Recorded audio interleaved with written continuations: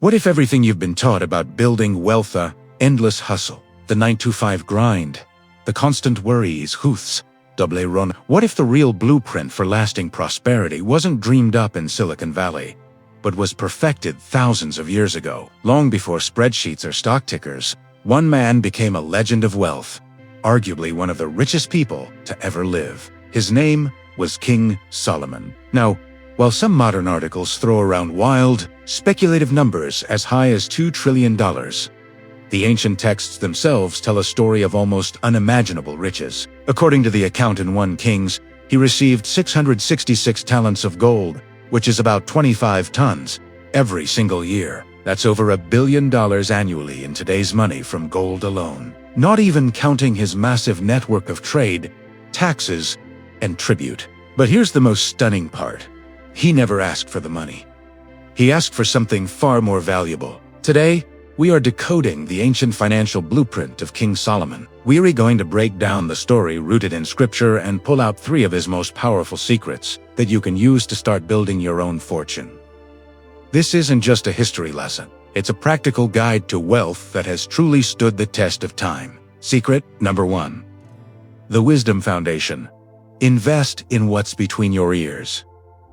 The entire story of Solomon's fortune pivots on one single moment. When he was given a divine opportunity to ask for absolutely anything he wanted, the young king didn't ask for money, a long life, or victory in battle. He asked for wisdom specifically, a discerning heart to lead his people and to know the difference between right and wrong. According to 1 Kings 3, this choice was so powerful that he was not only granted wisdom, but was also given the very things he didn't ask for: riches and honor beyond any king of his time. And that right there is the master key to everything that followed. True, lasting wealth is a consequence of wisdom, not the goal itself. In a world obsessed with get-rich-quick schemes, Solomon's first principle is a radical idea. Slow down and invest in knowledge first. Proverbs 4:7 says it plainly: wisdom is the principal thing. Therefore, get wisdom, and in all you're getting, get understanding.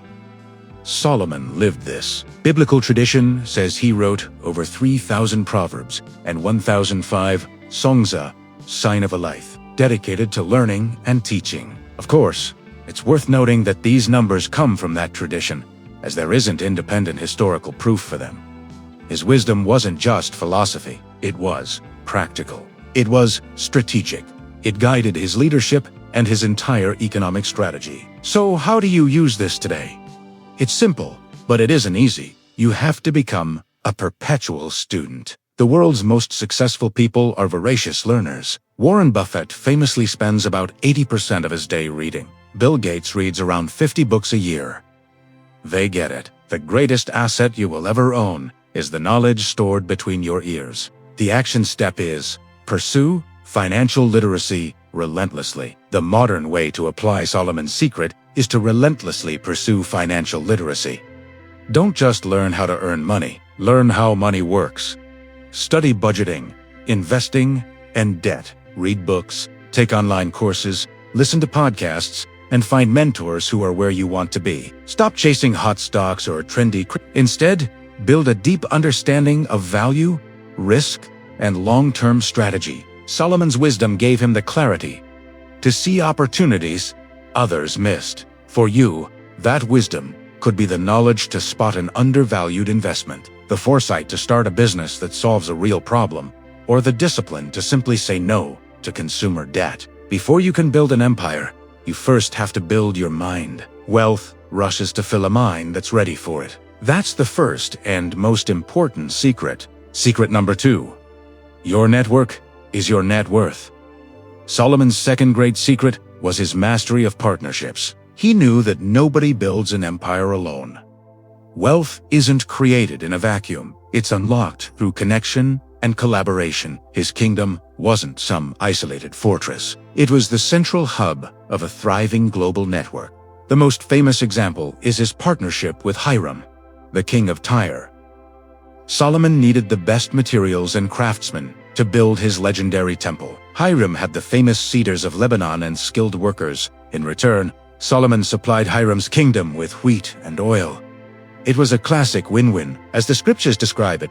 This wasn't a one-time deal, but a long-term alliance that fueled prosperity for both of them. And then you have the legendary visit from the Queen of Sheba. While we love to romanticize it, at its heart, this was a high-stakes trade mission. She came with incredible gifts of gold and spices to test Solomon's famous wisdom. By amazing her with his knowledge and systems, Solomon didn't just get treasure. He opened up vital new trade routes to the south, giving him access to the exotic goods of Arabia and Africa. And again, it's good to remember these accounts come from religious texts, as there's limited separate historical evidence for all the specific details. The modern lesson here is a phrase you've probably heard, but maybe haven't taken seriously enough. Your network is your net worth. In our hyper-connected world, the ability to build genuine relationships is more valuable than ever.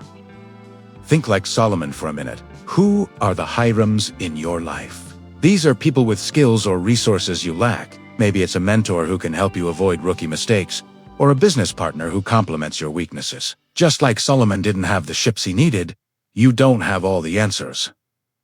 Find the people who do, and who are the queens of Sheba. These are the gatekeepers, the influencers who can open up entirely new worlds for you. This could be a key client, an investor, or an industry leader. But building that relationship isn't about asking for things. It's about offering value first. Solomon didn't just take the queen's gifts. He answered her toughest questions and showed her the incredible wisdom he had to offer. To apply, TS, make networking a real practice. Go to industry events, join groups of like-minded people, and use platforms like LinkedIn to actually build relationships, not just collect contacts. Offer help freely. Share what you know. The richest people don't climb the ladder of success. They build it with others. A single conversation can be worth more than a chest of gold. Secret number 3. Don't put all your gold in one chest. The power of diversification. The third secret to Solomon's massive wealth was that he never, ever relied on one source of revenue. He built a multifaceted economic engine where money flowed into his kingdom from all directions. This created a level of financial security that was nearly unbreakable. Let's quickly break down his portfolio. First, you have the direct tribute day, famous 666 talents of gold per year. That was his baseline. So, how did King Solomon become one of the wealthiest people in all of history? It wasn't just a single source of income. This guy was the original master of diversification. Let's break it down. First, he controlled the mining and metallurgy industry. Imagine having exclusive rights to copper and iron mines. He didn't just dig up the raw materials. He processed them into finished goods, like tools, weapons, and temple decorations, which he could then sell at a massive markup. Think of it like owning both the oil fields and the gas stations. Second, he was a master of international trade. He built a massive fleet of ships that embarked on incredible 3-year. These ships would return loaded with gold, silver, ivory, and other exotic luxury goods from distant lands. He was essentially running a global import and export empire, long before that was even a concept. Third, he dominated land-based trade. By strategically controlling key trade routes, he became the essential middleman for valuable goods like horses and chariots moving between powerful kingdoms. It was like owning both the only highway and the car dealership. You had to go through him. Fourth, he had enormous agricultural businesses. We're talking vast vineyards, sprawling farms, and huge herds of livestock. This not only fed his entire kingdom, but also produced a significant surplus that he could trade and export for even more profit. And finally, of course, there was tribute and taxation. Both his own people and surrounding nations paid him, which provided a steady, reliable stream of revenue. The core lesson here is actually spelled out in the book of Ecclesiastes, often attributed to Solomon himself. Divide your portion to 7, or even to 8, for you do not know what misfortune may occur on the earth. This might be the oldest and wisest investment advice ever given. Simply put, don't put all your eggs in one basket. Think about it. For most people today, Their only income stream is a single paycheck from a single job. That's the modern-day equivalent of betting your entire kingdom's survival on one harvest. All it takes is one drought, one layoff, one unexpected illness, a sudden shift in your industry, and you can be wiped out. So, what's the action step? It's applying Solomon's third secret. You have to intentionally build multiple streams of income. Now, this doesn't mean you need to quit your job tomorrow and become a day trader. It starts small. Your job is stream number 1. That's your foundation. Now, it's time to start working on stream number 2. What could that be? It could be a side hustle that uses your existing skills. Are you good at writing, graphic design, or coding?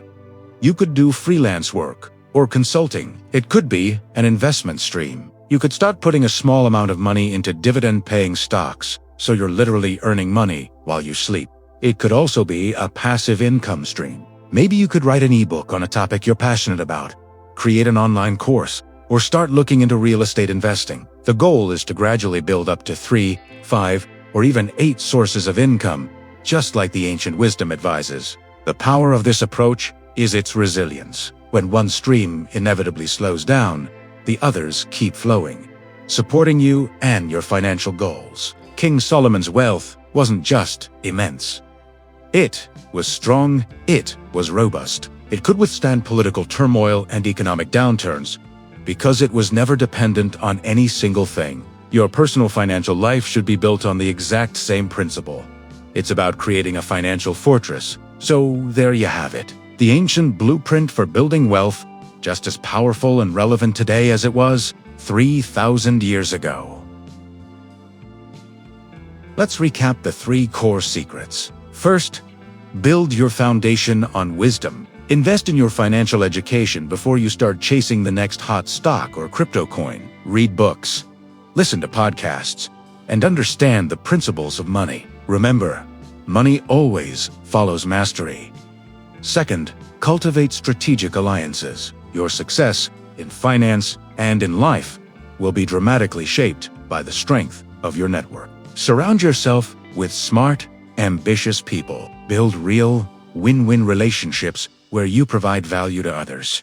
No one gets to the top alone. And third, create multiple streams of income. Diversify your revenue sources to build that financial fortress that can handle any storm life throws at you. But here's the most important takeaway from the story of King Solomon. His wealth was never the point. It was a tool. It was the natural byproduct of a life built on a solid foundation of wisdom, strong relationships, and smart, diversified effort. Solomon's legendary journey to riches didn't start with a craving for gold. It started with a humble request for an understanding heart, for wisdom. That is the ultimate secret. Seek wisdom first, and the wealth you desire will have a reason to find you. The principles are laid out. Now, the ball is in your court. Which one of Solomon's 3 secrets are you going to apply first? Are you going to commit to reading a book on financial literacy this month? Are you going to reach out to a potential mentor this week? Or are you going to sit down and start brainstorming that side hustle you've been thinking about? Let me know in the comments below. I'm genuinely curious, and I read every single one. And if this ancient wisdom brought you some value today, do me a favor and hit that like button and subscribe for more timeless strategies to build a life of purpose and prosperity. Don't forget to turn on notifications so you don't miss what's next. Thanks for watching, and I'll see you in the next video.